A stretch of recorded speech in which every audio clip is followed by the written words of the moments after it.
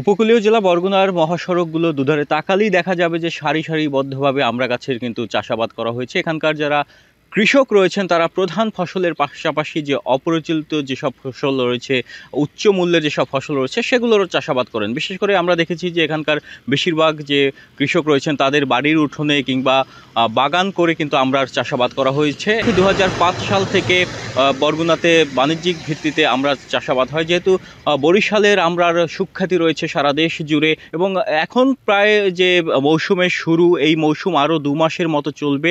এখনই আমরা দেখেছি যে বাজারগুলোতে আমড়া উঠতে শুরু করেছে, যেখানে প্রতি কেজি আমড়া বিক্রি করা হচ্ছে 60 থেকে 80 টাকা পর্যন্ত এবং প্রতি মন হিসাবে বিক্রি করা হচ্ছে 2800 থেকে 3000 টাকা পর্যন্ত। স্থানীয়রা বলছেন যে আমড়ার চাষাবাদে তারা অর্থনৈতিকভাবে অনেকটাই কিন্তু লাভবান হচ্ছেন এবং সম্ভাবনাও রয়েছে এই আমড়া চাষাবাদকে কেন্দ্র করে।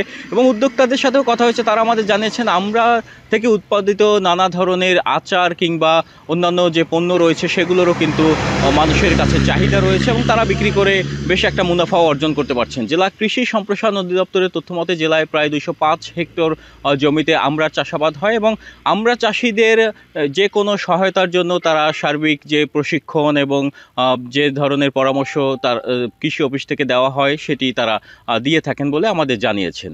এই ছিল বরগুনা থেকে আমড়ার চাষাবাদের সবশেষ তথ্য।